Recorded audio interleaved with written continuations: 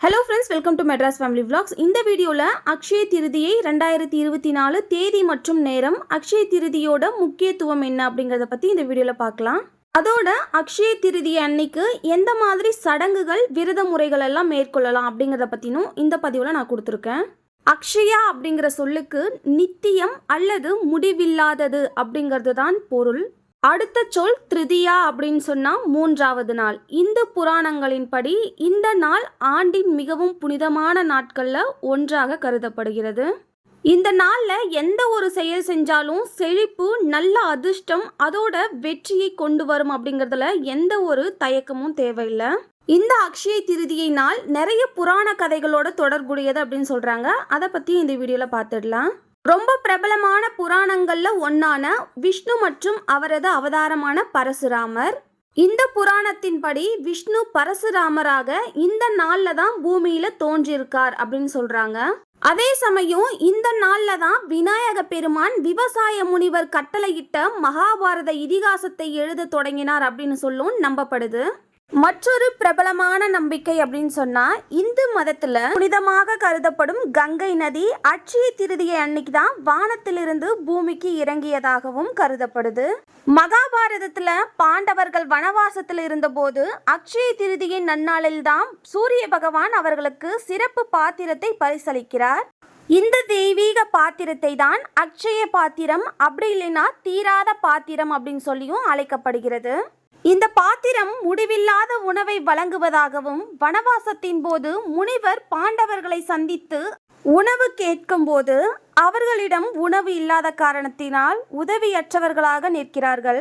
அந்த சமயத்துல தான் பகவான் ஸ்ரீகிருஷ்ணர் அந்த இடத்துல தோன்றி இதுக்கு முன்னாடி செஞ்சிருந்த அந்த பாத்திரத்துல ஒரே ஒரு அரிசி பறிக்கை வச்சிருக்காங்க. அந்த அரிசி பறிக்கையை எடுத்து கிருஷ்ண பகவான் உட்கொண்ட போது முழு திருப்தி அடைகிறார். கிருஷ்ணரின் இந்த செயல் அனைத்து உயிரினங்களையும் பிரபஞ்சத்தையும் திருப்திப்படுத்துகிறது. இந்த அதிசய உணவை வழங்கிய பாத்திரம் தான் அக்ஷய பாத்திரமாக அறியப்படுகிறது. இந்த நாளை தான் அக்ஷய திருதியா அப்படின்னும் பெயரிடப்படுகிறது அப்படின்னு ஒரு புராண கதையில சொல்றாங்க. சாஸ்திரங்களின்படி துர்காதேவிக்கும் மகிஷாசுரனுக்கும் இடையே கடுமையான போர் நடந்துட்டு இருக்கு. இதோட இறுதியில தேவியின் கைகளில் அரக்கனின் மரணமும் நடக்குது. இந்த நாள்ல சத்திய யுகத்தின் முடிவையும் 4 யுகங்களின் இரண்டாவதாக இருக்கும் திரேதா யுகத்தின் தொடக்கத்தையும் குறிக்குது.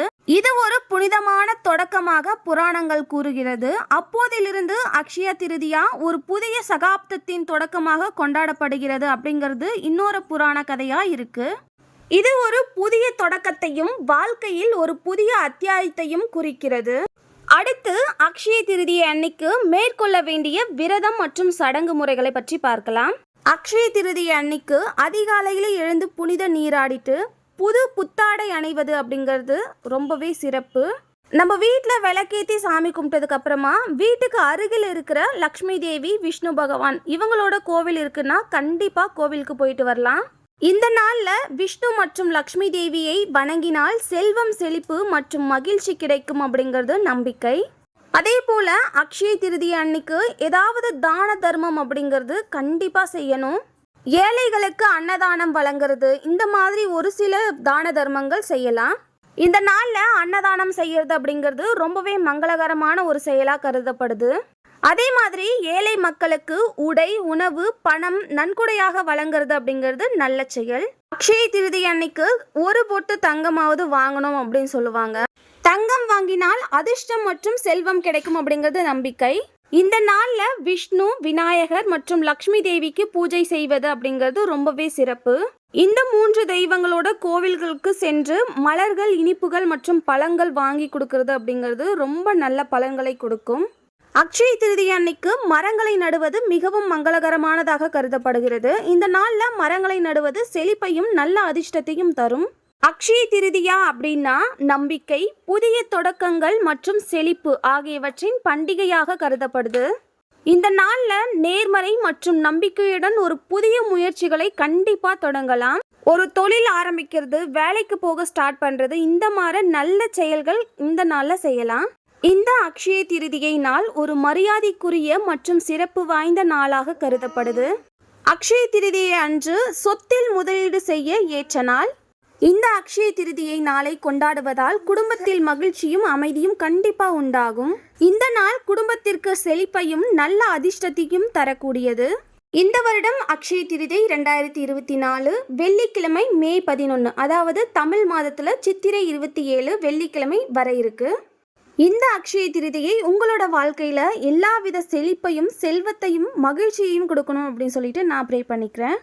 இந்த வீடியோ உங்களுக்கு பிடிச்சிருந்தா லைக் அண்ட் ஷேர் பண்ணிட்டு நம்ம சேனலை சப்ஸ்கிரைப் பண்ணிக்கோங்க. மெட்ராஸ் ஃபேமிலி விலாக்ஸ்க்கு சப்போர்ட் பண்ணுங்க. தேங்க்யூ.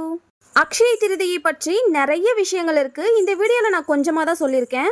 அக்ஷய திருதியை பற்றி உங்களுக்கு என்னெல்லாம் தெரியும் அப்படிங்கிறத கீழே கமெண்ட் செக்ஷன்ல ஷேர் பண்ணிக்கோங்க. Tata, bye bye.